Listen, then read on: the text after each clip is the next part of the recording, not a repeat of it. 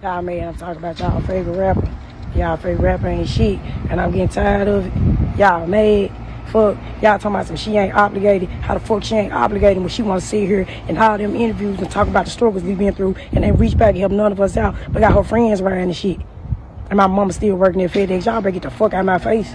Well, these last few days, that girl Glorilla been all over the internet. You know, her and her family been going back and forth. Her big sister has been feuding with her, saying since Glorilla has glowed up, you know, made her millions off of rap, she has not shared anything with the family. You know, Glorilla explains that she tried to retire her dad, but her dad wants to go ahead and finish out his work, you know, and finish out his retirement plan. The big sister says that the mom is still working at FedEx with her, and they are very angry at Glorilla because she's around here, you know, spreading the wealth to her friends and other people, you know, that's not important to her. But the big sister says she wants to go on podcasts and talk about the rough life that they had, the rough life that they went through, you know, growing up, but they don't want to come, but she doesn't want to come back and share the wealth with them, you know. Hey, folk, we used to have days when we wasn't eating. But motherfucker ain't obligated. But you want to get on interviews and talk about the struggle. You want to talk about the struggle. But yeah, ain't one of us shining, fool.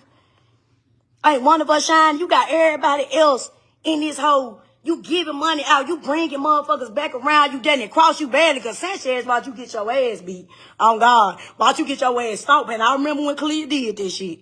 She watched you. And you brought her back around. And she went live about you.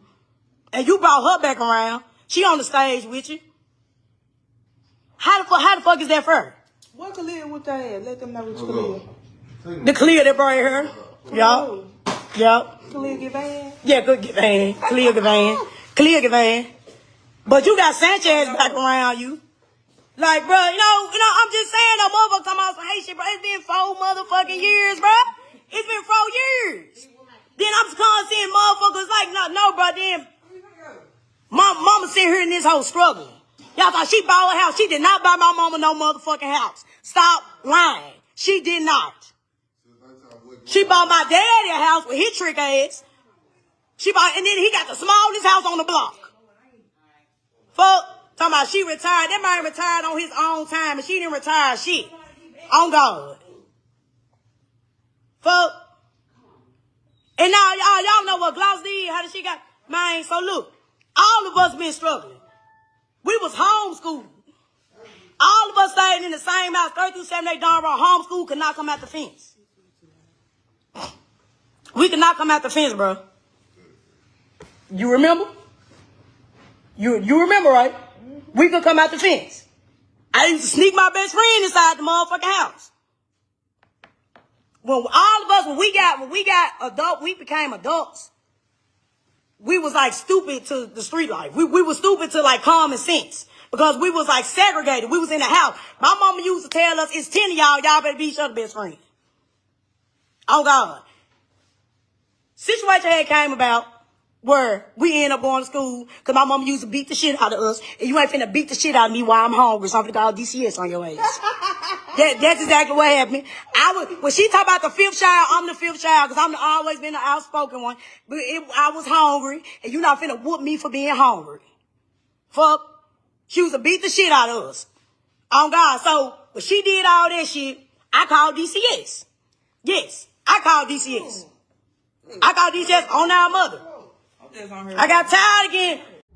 Glorilla responds and shows text messages from her mom and other siblings, you know, about how she does things for them and how she takes care of them and takes care of things for them, you know. So she doesn't really understand why the sister is coming out like this and why she's doing this. I feel like the sister is just, you know, jealous, and that's her big sister at that. I believe they've been having some troubles, you know, throughout their childhood and throughout their adulthood as well. It was said that they had got into a real big fight, a real big argument, and the big sister pulled a gun out on Glorilla, you know, and the police was called and everything like that, you know. So I don't think they real tight like that. So I probably, you know, that's probably why she don't look out for her big sister like that, you know. But that's what it is, man. I mean, you know, families have rivalries, you know, siblings don't get along. One sibling might get some money, come into some big money and not share it with the rest of them. I mean, that's just how it is, man. Don't nobody owe you anything. You know, you the big sister.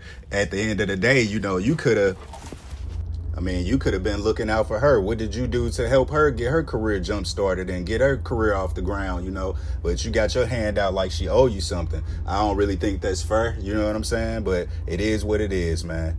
And, you know, Glorilla, she don't seem too bothered about it, man. She's still courtside, you know, supporting her guy. And that's just what it is, man. To the next one. Nothing changes, nothing changes, nothing.